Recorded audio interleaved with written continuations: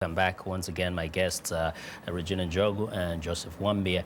Now, one of the things that some people say perhaps is overplayed is the ethnicity issue, and the whole concern about violence has been revolving around the tribalism.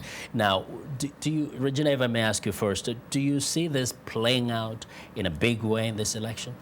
Absolutely not. As you can tell, so far, there has been a lot of concerted effort from all involved, including the politicians, to preach peace. Yes. And despite the fact, we cannot ignore the fact that Kenya is made up of different tribes. I think learning from the last experience, this time around, people have decided that despite our different tribes, we are going to coexist. Yes. And this is going to be a success. This election is going to be a success. Okay, now before you respond, Joe, we want to go back to Nairobi, and reporter Rupa Gogeneni is standing by there. She joins us by phone from the National Tallying Center set up in the Bomas of Kenya. Welcome, Rupa. How are you? Hi, Vincent. Good. How are you? I'm fine. Now, that is the scent of excitement indeed. First, tell us, how is the mood around there? I'm on my way to the center. I just left one of the local polling stations where they were tallying the votes. Okay. So you're not at the Bomas right now? No, not yet. Okay. So tell me, where you are, where have they closed the polling station? The polling stations had been closed, but there was that extension. Are you in one of those places where there was an extension? No, there was not an extension. In several of the polling stations in Kibera, there has been, the voting has closed, but they're still able to vote. So in some cases, the queue is very long. So I think we have a bad line there, so we want to just abandon that and come back to the studio here.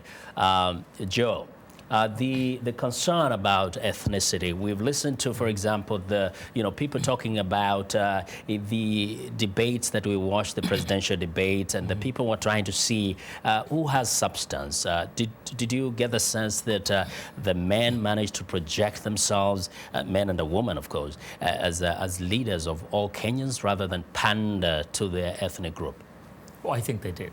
I think I watched the debates, and they were very mature. They were very substantive. There were questions that needed to be asked, and they were asked. I don't know if the answers were fully responsive. But on the issue of ethnicity, I think, the now infamous tyranny of numbers. We will know at the end of the day whether Mutahi Ngunyi's analysis or understanding of how we vote will be borne out. I think I will be even prouder as a Kenyan if I find, as a result of the votes, that you could not identify any tribe voting for their candidate in any preponderant way, particularly the two dominant groups. Hopefully, there will be votes cast right across, not reflecting one ethnic group or voting 95% for their candidate. Only then will we know that we have slain one of those monsters called tribalism. Okay. But I think regardless of the outcome, people have come out, I think, in massive numbers. So even if it pans out that way, the other half, even if it's a losing half, it will still be a rebuke. Yes. Very briefly, in the time left, Regina, can you give us a sense of what will be the significance of Uhuru Kenyatta Ruto presidency? And then we can talk about that of Raila Odinga Kalonzo presidency. I think to begin with, an Uhuru Ruto presidency would first mean that the two would have proven a point. They've been out to prove a point because of the cases pending against them at the ICC. Yeah. They'll have shown the world that despite these cases against them at the ICC, the people of Kenya still thought that they were fit to be elected president and vice president respectively. And I think the fight for the presidency and vice presidency for these two is an extension of their fight in the ICC.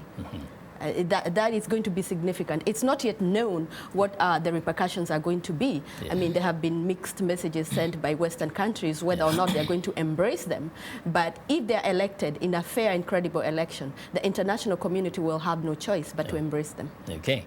And now, how about Raila Odinga, the man who has really wanted to be president for a long time? Well, I think if he gets elected, that will be a great victory for him and the people whom he represents.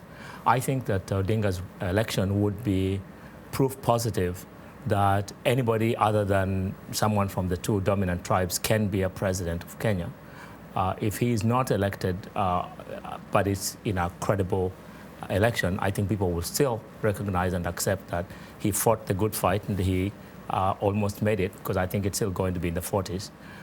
And that will still be good. I do think, however, that the election of the ICC duo would be an endorsement of impunity, and I'd be very sad for the country. Yeah, Yes. but the Kenyans who will have voted will Yes, have I know. thought differently, of course. Yeah, I know, Yes. but it doesn't change the, it doesn't change the, part, the facts.